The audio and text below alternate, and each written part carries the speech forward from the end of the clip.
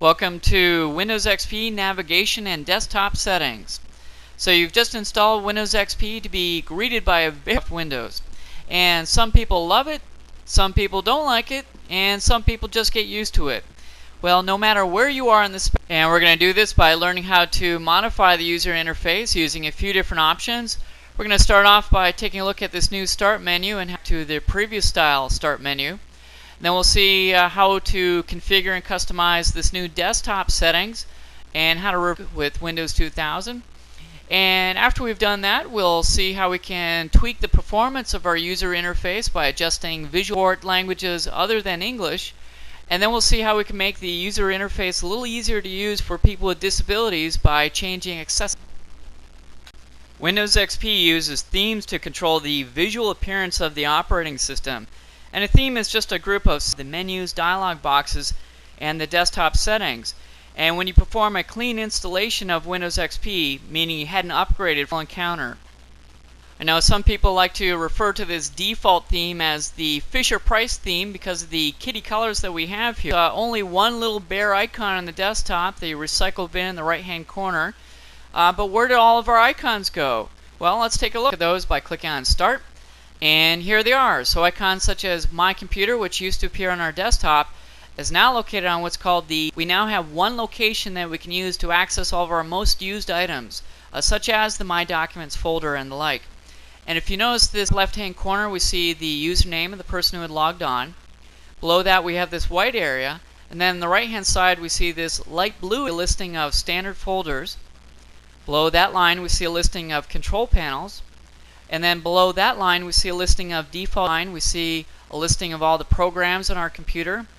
Then above that line we see a listing of most recently used applications that we had in Windows 2000.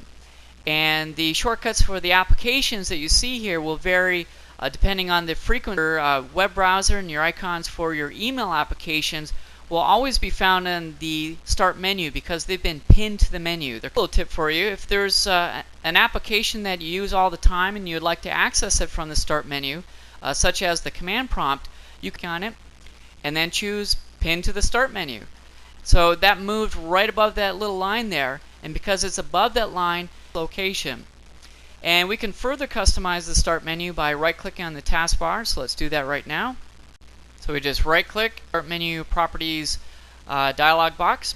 Let's start off with our Taskbar Properties. This is a new option for Windows XP. It's people from dragging the taskbar all around the screen and having it on the right-hand side and the top of their screen. You've probably gotten a few phone calls. The taskbar, if my mouse pointer is not near it. And this feature has been around for a while as well. This just simply means that so the maximize window won't hide my taskbar.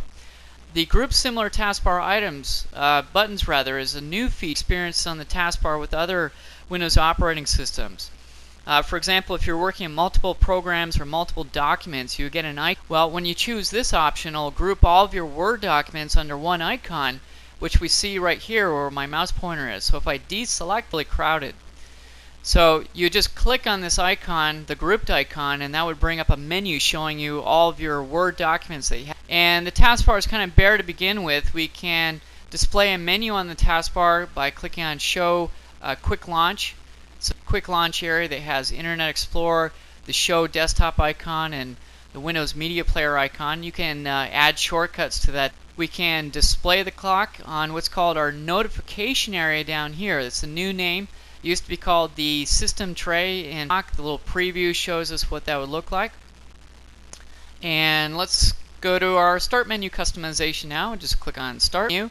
Or if we prefer, we can go back to the old Windows 2000 style classic look. I'm starting to feel old here.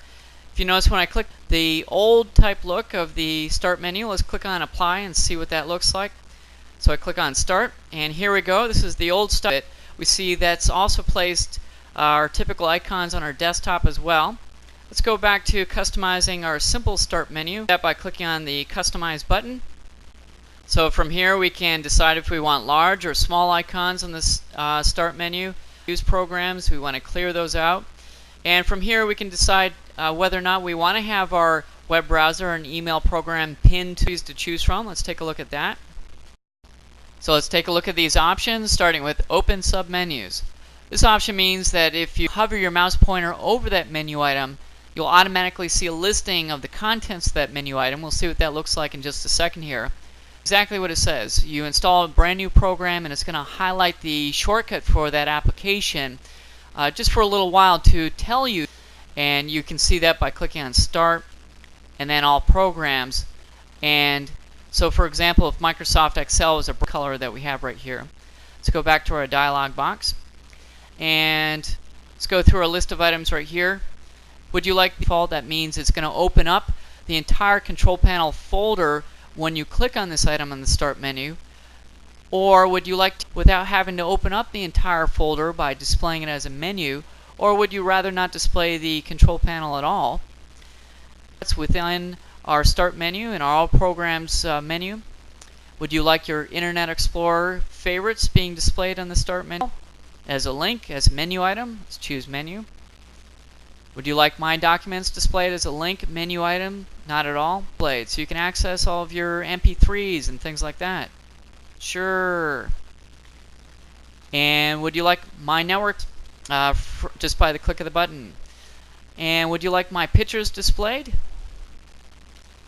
And so you can access all of your network connections just by clicking on an option in the Start menu. Sure, let's see what that looks like. And would you like tools displayed in the Start menu, which they're not as a default. So we've got two options displayed on All Programs or All Programs and Start menu. Display a listing of your recently used documents, yes or no. And we'll click on OK. And we'll click on OK and see what this looks like. Got lots of stuff now. We've got the network connections, administrative tools. All those items that we had selected on the Advanced tab are now displayed here. Those are being displayed as a menu item. And because we had selected the very first option, display submenus, when administrative tools, we'll be able to see the contents of those folders, which is a really handy feature. So now that we've added all these options, we really need from one location. And because we can always access the Start menu no matter where we're at, this really does provide a really quick out of here and continue on and seeing how we can modify our themes and other display settings. We modify our themes and other desktop settings by the first is done by clicking on Start, then choose Control Panel, and then in here choose Display Panel Applet. Let's close out of here, look at our second method, and that's found simply by right-clicking on our desktop, choose Properties. So from this tab we can change from the Windows XP theme to the classic Windows 2000 theme just by clicking on this option. So we'll change the theme over there. We can download themes when Microsoft makes those available, and if we have the that has additional themes that you could browse for and use those themes.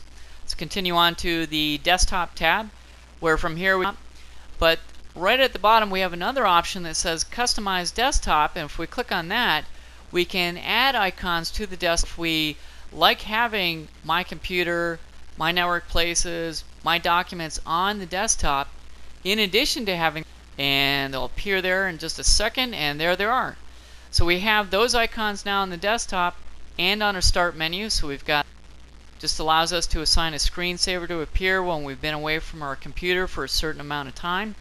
And the Appearance tab gives us color scheme to two other color schemes. We have olive green, and we'll see a preview of that in just a second here. I'm not too crazy, more palatable here. So if you like the simple Start menu and the new interface look, the silver is probably the best bet. This very first option determines how our flyout menus are going to fly out. Are they going to fade into effect or scroll into effect? Scrolling is a little fast displayed. The standard, which we're using right now, or if you're a laptop user, you might want to choose Clear Type, which displays the font LCD panels. The next option allows us to display large icons instead of small. Would you like to use shadows underneath the window? And do you want to hide underlined letters for keyboard navigations? So if I press the Alt key right now, we see a little selects that option. If I press Alt H again, that selects that option. Let's close out of here. The Advanced button allows us to find a level, and you do that by clicking on any area within the preview. So if I click on Message Box, that displays for anything that I choose right here. The Message Box, menus. So a lot of different options that we have there. Let's close out of here. old style Windows 2000 Classic theme by just choosing Classic Style. You see a preview of what that looks like. If we click on Apply, you still get the simple start menu, so we'd have to change that by going to the Properties of our taskbar and changing our start menu from simple to P theme, since that's what we're working with here. We'll apply that, get back to our default theme, and if you notice, got the clear type view, which bolds our on-screen fonts, makes it a little easier to view there. The classic theme icons on your desktop as well, if you hadn't manually chosen to place them on the desktop as we had. So let's take a look now at Tester, and we do that from our System Properties, which we can access by right-clicking on My Computer, choose Properties, and then from here we go to the Performance section and we click on the Settings button. Windows XP has a lot of cool visual effects that you see listed. It has just a little bit of RAM, or maybe has a slower CPU. It slows down the responsiveness of the user interface, and the default actually does a pretty good job. If, for example, if your computer only has 64 megs of RAM, Windows XP will come through here and deselect almost 28 megs of RAM. Windows XP will come in here and select almost all these options. So you walk this fine line of choosing if you want the performance, choose this option and bam, automatically deselects everything.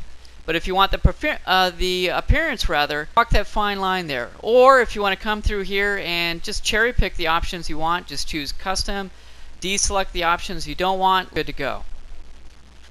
We can also see some of the new effects of Windows XP themes on Windows that we display on our computers. Let's right here on the left hand side is called a task view, and it's the view that you see, and the options that you see are dependent on what you click on the right hand side. This option at the bottom changed to reflect what I click on, and if we look at some files, this task view right underneath the Files and Folders task, this option changed to reflect what I clicked on, so I can move the folder, copy the folder. Interface is quite helpful for new users and novice users, where this clearly spells out what the task will involve. If you want to, where do you want to move this to? Your floppy disk, your hard drive, etc. And then just click on Move. That's it.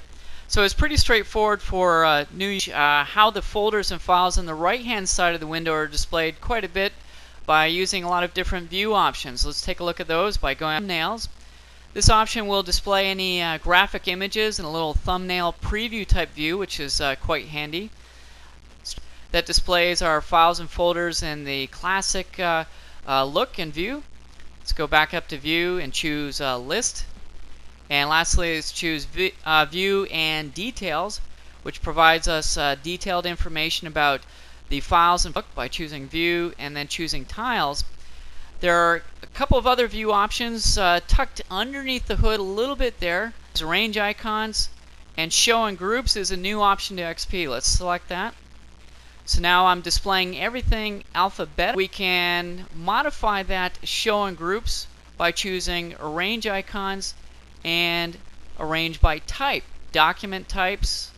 So if I had 10 different text documents, they would all be underneath this text document category. So Excel documents and all my word processing documents quite quickly just by scrolling down by type view. Let's return the select Show in Groups, and there we go. So we've seen how to change the appearance of Windows XP using and modify the appearance using different languages. Windows XP has several options in how we display and enter text in different language options. Control panel, we find that by clicking on Start. Choose Control Panel, and then choose Regional and Language options. We see here for numbers, currency, time, and date are based on the language that you choose right here, and your applications will also look at these. So for example, if you were to send a spreadsheet to a colleague in London, England, and you wanted to put in the currency symbol for the pound sign, Kingdom, and that gives us the pound sign, it also changed the format for our date and time as well. The language displaying and entering text, and that's done by clicking on the Details button and then clicking on the Add button. So if we wanted to, you can click on the drop down arrow, choose the French dialect that we speak, choose French, and click on OK. And essentially, to start typing using the French characters, we'd have to apply this change. And when we do that in the bottom right